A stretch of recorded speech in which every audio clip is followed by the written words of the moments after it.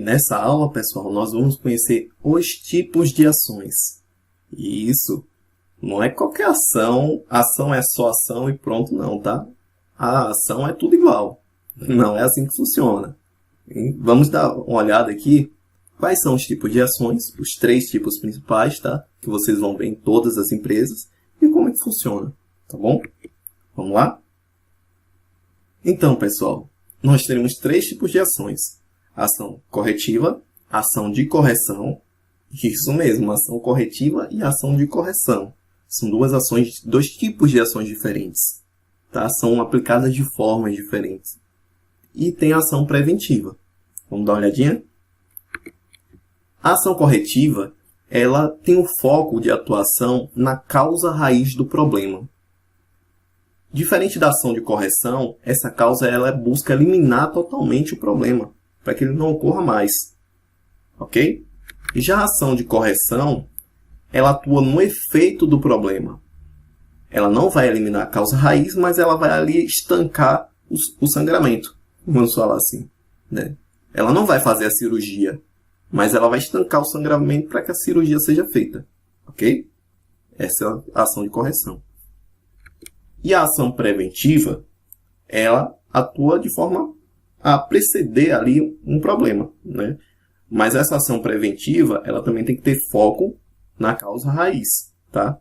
Então, na ação corretiva e na ação preventiva, você vai ter um foco de atuação para eliminar a causa raiz. Você tem que pensar em algo que elimine a causa raiz, que ela não volte a acontecer. Já na ação de correção, que é diferente, você vai pensar em uma ação que estanque ali, né, o efeito do problema, que o efeito do problema cesse. Você vai pensar em algo que estanque ali o problema, para posteriormente nós aplicarmos uma ação corretiva, ok? Vamos dar uma olhadinha em um exemplo. Vamos dizer que eu estou numa sala de aula com vocês e eu estou em pé falando tudo isso que eu falei até agora. Mas que agora eu vou sentar na minha cadeira e no momento em que eu sento na cadeira, a cadeira vira para trás e eu caio. Ok? O que é que eu vou fazer de início? Vou levantar do chão e levantar a cadeira, ok? Para sentar novamente. Só que agora eu vou puxar um pouquinho mais para o lado para sentar e olhar o que foi que aconteceu ali. Ok? Essa ação de me levantar do chão e levantar a cadeira, colocar ela um pouco para o lado, foi uma ação de correção, né? Por quê? Porque eu simplesmente troquei a cadeira de lugar. Eu não avaliei o que foi que aconteceu ali naquele ambiente, naquele local, para que chegasse a queda, ok? Então, o que eu vou fazer? Eu vou estudar as causas, né? O problema já aconteceu. Qual foi o problema? Isso mesmo, a minha queda. Esse foi o problema. Qual foi a minha ação de correção? Levantar e afastar a cadeira do lugar, ok? E aí, eu vou estudar a causa raiz desse problema. E aí, eu identifiquei que ali naquele local onde a cadeira estava, tem um desnível. E por isso, quando eu sentei, a cadeira virou. Qual é a minha ação corretiva? Qual é a minha ação corretiva? É abrir um chamado para a equipe de manutenção predial, onde eles vão corrigir aquele desnível ali.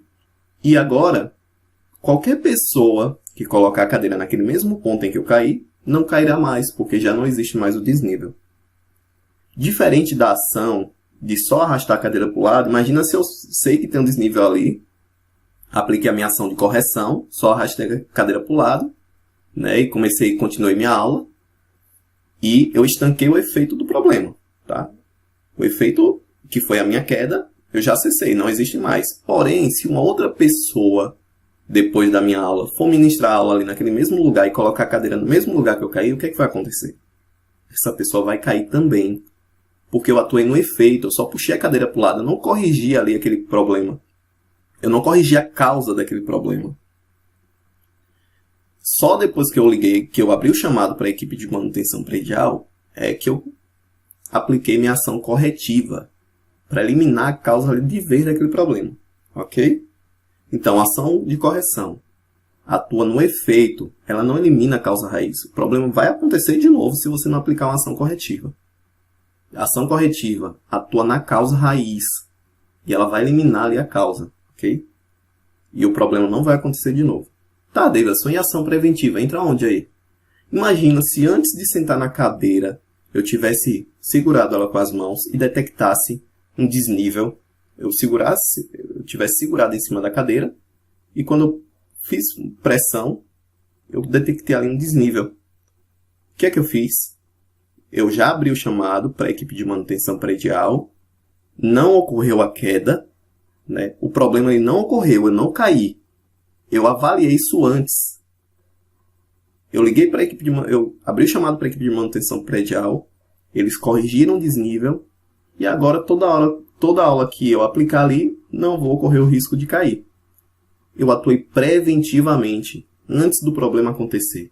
Isso é uma ação preventiva. É eu criar essa ação e detectar esse problema antes mesmo dele acontecer. Então você tem 3 tipos de ações.